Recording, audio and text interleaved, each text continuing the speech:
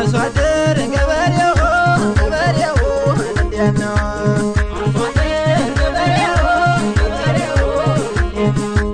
አርሶአደር ገበሬው እንዴት ነው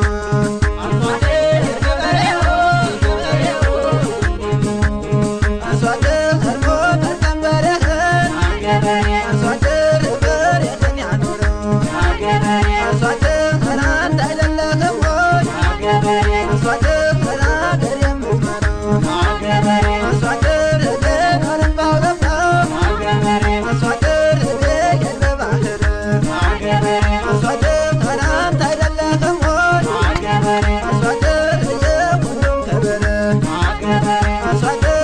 አርሶአደር ወገኔ አርሶአደር ሰላሙን ይስጥህ አርሶአደር ከበሮች ጋር አርሶአደር ናውሎ ያግባህ አርሶአደር ገበሬው እንዴት ነው? እሺ እንግዲህ ስሜ መኳንንት ወርቅነህ እባላለሁ። የዋሪት ወረዳ አስተዳዳሪ ነው።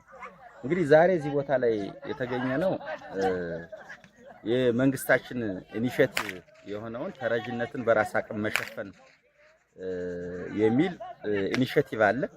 ከዚህ ኢኒሼቲቭ አኳያኛ በዚህ ዓመት ወደ 15 ሄክታር ለተረጅነት የሚውል ቦታ ለይተናል።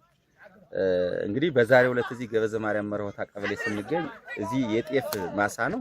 3 ሄክታር ነው እዚህ የለየነው ማሳ። ስለዚህ እዚህ ላይ እንግዲህ በዛሬው ዕለት እንደሚታየው አርሶ አደሩ ከ100 ቃበሬ በላይ ተጠምዶ ነው በርብርብ ህዝባችን እየሰራ ያለው።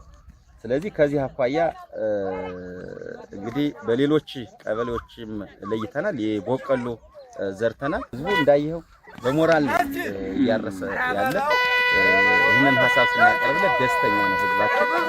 የራሳችን ወገን ራሳችን መርዳት መቻል አለብን በሚል አምኖበት ያለምንም ተጽዕኖ ዛሬ በዚህ ቦታ ላይ እንግዲህ 100 ቃበሬ ጠምዶ ይህንን 3 ሄክታር በዚህ በረፋድ ከ4 ሰዓት በማይበልጥ ነው እየሰራ ያለ። ይህን ይዘን እንግዲህ ይህን ተሞክሮም ወደ ሌሎች ቀበሌዎች እያሰፋን የመንግስታችን ኢኒሼቲቭ ተግባራዊ እናደርጋለን።